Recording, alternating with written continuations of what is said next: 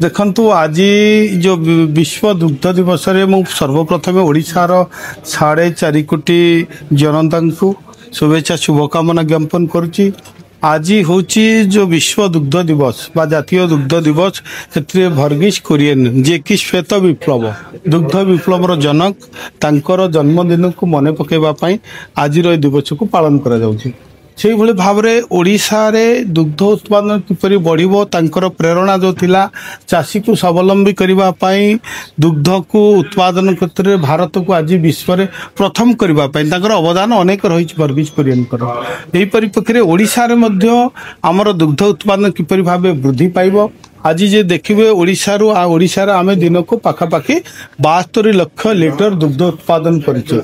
तेणु आमर लक्ष्य रही आम सरकार लक्ष्य रही आपको 2029 सुधा आम डबल केमती करवा दुग्ध उत्पादन से क्षेत्र में आज सरकार काम करुँच। जो मुख्यमंत्री कामधेनु योजना जो आम प्रिय मुख्यमंत्री योजना आज लोकप्रिय हो पार पाखापाखि 80,000 रु अधिक चाषी भाई भौणी माने आवेदन आज कर सारी जो थे कि आमे 2टी गाई मुख्यमंत्री कामधेनु योजना रे 2,30,000 टंका ते 70% सब्सिडी दिया जाउची जा फल के 1,61,000 टंका सीधा चाषी सब्सिडी पाउची।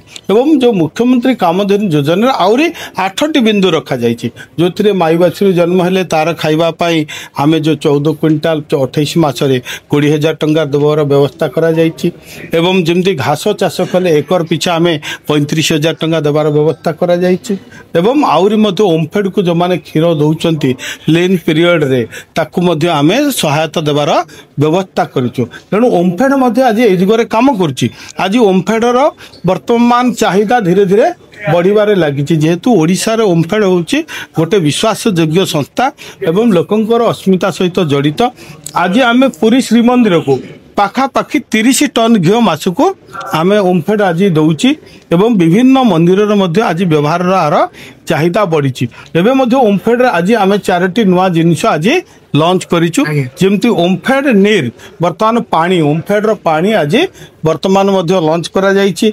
जो अल्ट्रा लस्सी UHT अल्ट्रा लस्सी मध्य आज 180 ग्राम एवं 500 ग्राम आज लॉन्च करा जाइछि। भोल दही एवं आपणकर गोलाप जाम मीठा ताकू मध्य आज लॉन्च करा जी। प्रोटीन दही एवं मैंगो फ्लेवर बोधे मैंगो फ्लेवर ताकू मध्य आज लॉन्च करा जाइछि। अर्थात ओमफेड केमती आमर जो दुग्ध उत्पादन बढ़िया सहित प्रोडक्ट केमती मध्य लोकंक पाखरे पहुंचीबो एवं तार फायदा चाषी कूल नेबे एवं ग्रामांचल जो विकसित ओडिशार स्वप्न ग्रामांचल चाषी माने सशक्त हेले स्वावलंबी हेले रोजगार बढ़िले विकसित ओडिशार स्वप्न साकार हो। सर अपमिश्रण दुग्ध संपूर्ण भाव रोकवा कौन पदक्षेप देखु आम सरकार सबुबले जेहेतु अपमिश्रण को आमे केबे मध्य प्रोत्साहन दौना जो माने अपमिश्रण करुछंती सेमान विरुद्ध रे दृढ़ कार्यानुष्ठान मध्य ग्रहण करा जाउची।